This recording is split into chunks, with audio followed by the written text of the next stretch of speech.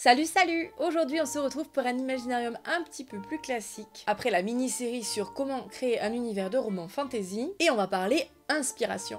C'est un sujet très important et pas que dans l'écriture, dans tous les domaines de création. Du coup, il fallait absolument que j'en fasse une vidéo. Avant de commencer, je fais un petit rappel pour celles et ceux qui ne l'auraient pas vu. Je vais vraiment dissocier mes vidéos sur l'écriture et le roman des vidéos sur les Sims. Après réflexion, je trouve que c'est trop dissonant d'avoir les deux contenus sur la même chaîne. Du coup, j'ai créé une chaîne consacrée aux Sims et je vais bientôt passer les vidéos Sims qui sont sur cette chaîne en non répertorié, comme ça fera un peu plus propre.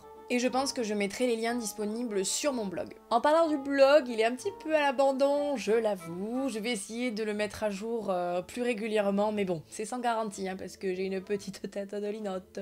Bref, trêve de blabla, et c'est parti pour l'Imaginarium numéro 8.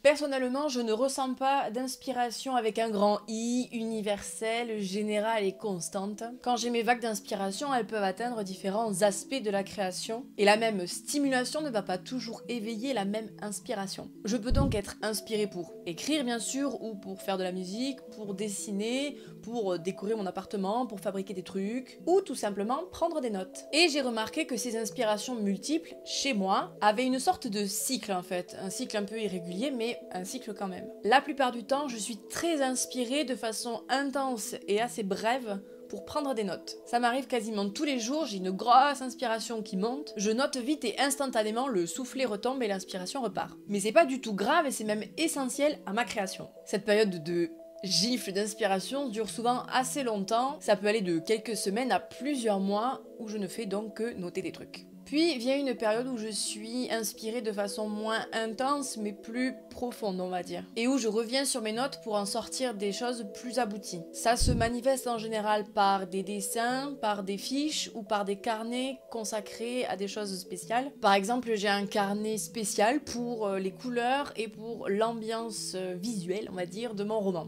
Et même assez souvent ça se manifeste aussi par des créations sur les Sims justement en parlant en début de vidéo. Et oui le jeu me permet vraiment de matérialiser et de concrétiser devant mes petits yeux les choses que j'ai dans ma tête et du coup c'est un vrai outil de travail et de réflexion. Mais j'en avais déjà parlé dans une vidéo, je crois que c'est la vidéo sur les personnages où j'en avais déjà parlé, où j'expliquais que pour construire mes personnages j'aimais bien aller sur le jeu pour justement les façonner, les modifier, parce que maintenant on a nos Sims 4 et les Sims 4 permettent quand même pas mal de personnalisation au niveau des personnages et de la construction, donc du coup ça m'est hyper utile moi dans ma création. Ensuite il se peut que j'ai de nouveau une période de prise de notes, mais en général, voir tous ces petits trucs que j'ai en tête et que j'ai notés se concrétiser, ça me donne un énorme coup de boost pour l'écriture. Cette période est très variable, elle peut être très très courte comme elle peut être extrêmement longue, et ça je l'explique pas vraiment, juste j'accepte l'inspiration comme elle vient, et vous le savez, je le répète à chaque fois, je ne me force pas quand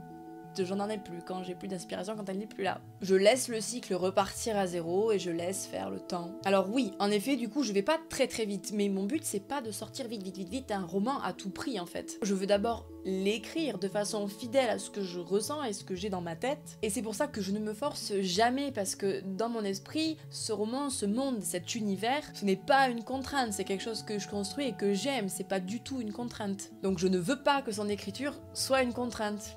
Et tant pis s'il me faut 30 ans pour l'écrire et le terminer. Même si je ne cherche pas à déclencher mon inspiration, je sais globalement d'où elle vient et ce qui a tendance à la stimuler. J'écoute énormément de musique et elle m'épaule toujours dans ma création. Certains morceaux me plongent dans une immersion totale dans mon univers, et c'est très important pour moi de travailler avec ces morceaux, ou du moins en musique. Je peux passer des heures à chercher et écouter des morceaux, et bien souvent les coups de cœur musicaux s'accompagnent de prises de notes.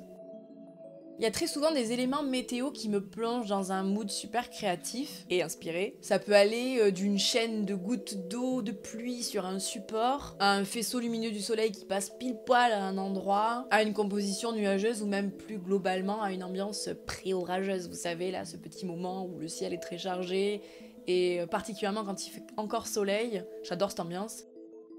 Que ce soit le paysage qui défile en voiture ou les gens dans le métro, j'ai souvent des flashs très inspirés qui m'arrivent dans les transports. Alors oui, c'est un petit peu cliché, c'est vrai, mais en attendant, qu'est-ce que vous voulez que je vous dise, ça marche sur moi, donc bon, voilà, j'y peux rien. Oui, la vie, tout simplement, une discussion, une rencontre, une anecdote, tout dans ma vie et mon quotidien est susceptible de me percuter d'inspiration. Tout autour de moi, tout le temps est source d'inspiration et je trouve ça super. Surtout que je ne cherche jamais à déclencher ça. Ça me saute un peu à la figure et c'est une sensation que j'adore. Ce sont des véritables coups de fouet créatifs que je n'aurais jamais si j'étais toujours en trac en fait de créativité et d'inspiration. Après, je vous parle ici de fonctionnement et de sensations personnelles. L'inspiration survient très certainement différemment d'une personne à l'autre.